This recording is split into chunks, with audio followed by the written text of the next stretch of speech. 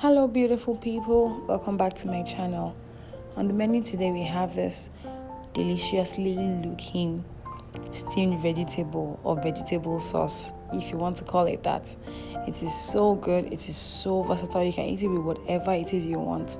And if you'd like to see how I prepared this, stay tuned and watch till the end.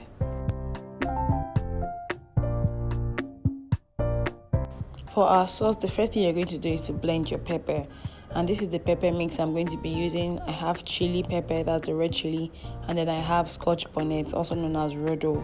You can add some tazache into this, but I do not advise you using any tomatoes.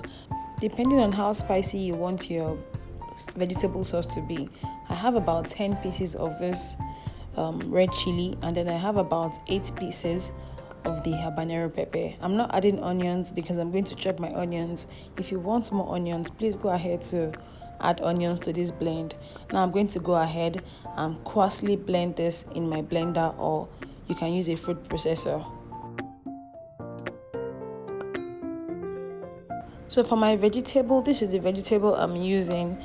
Over here we call it green. I'm not sure if it's called tete or shoko. I always mix it together, but this is the one we are going to be using. For those that cannot lay their hands on this particular green, you can substitute this with kale or spinach. So now I'm just going to go ahead to cut it.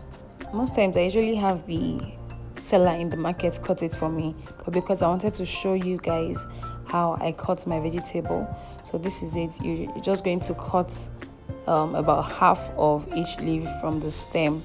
When you're cutting the leaves, you should cut these parts with it, at least some part of it, because this also has some nutrients that you don't want to miss.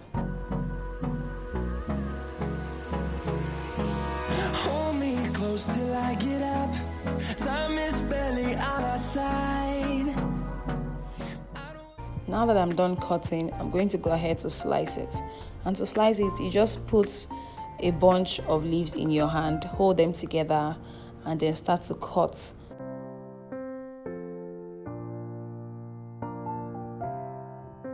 Depending on your preference, you can either cut them small or cut them very big or cut them medium. Personally, I'm just cutting it medium size, not too big and not too small. The storms we chase are leading us, and love is all we'll ever trust. Once I'm done slicing the vegetables, I'm going to transfer them into a bowl, and now it's time to soak them in water so that all the dirt can get to the bottom.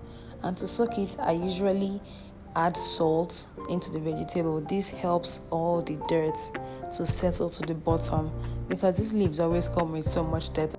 Now I'm adding some water, then I'll leave this to settle for about 20 minutes.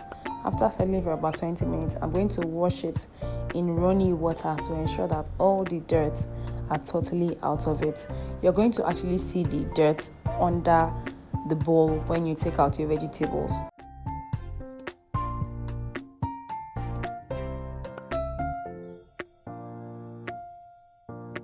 Now it's time to fry our sauce. Here I have my already blended pepper. As you can see, I coarsely blended it, and then I added a bit of yellow pepper, not for any reason, it's just for the vibrancy of the yellow pepper. That's all. You can totally omit that step. Now let's get frying. I'm going to be adding in a bit of oil. You can use olive oil, you can use coconut oil, you can use vegetable oil. That is why I like this sauce. It is so versatile. Afterwards, I'm going to be adding in my chopped onions.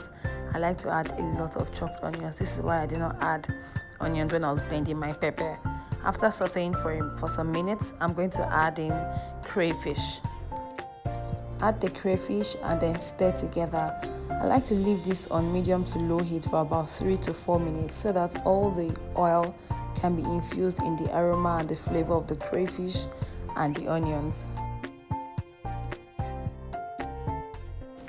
Then I'll add in the blended pepper.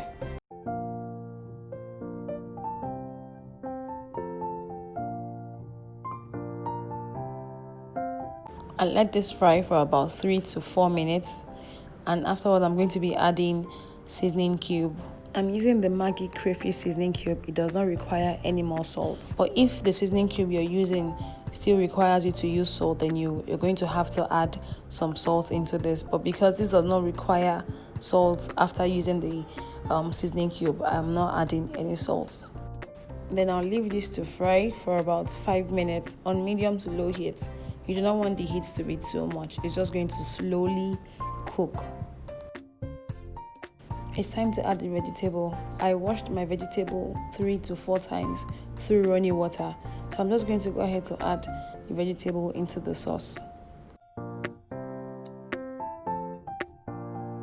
After adding, I'm going to cover the pot and allow this to steam.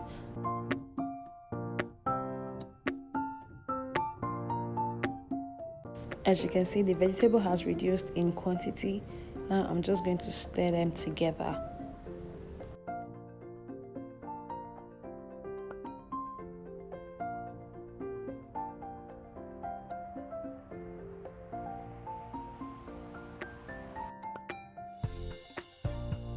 Once it's properly combined, I'm going to add in some crayfish powder. This is the last ingredient I'm going to be adding, and this is just like a topping on the ice cream.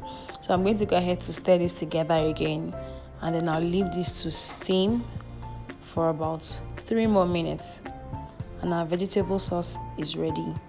You can actually add, proteins if you want, beef, more, whatever it is, but I just wanted to keep this simple.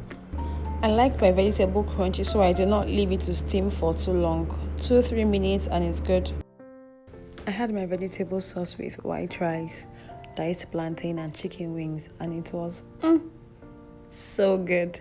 You can actually have this with yam, you can have it with boiled plantain, fried plantain, sweet potatoes, anything, and you can make this Fit Farm compliant.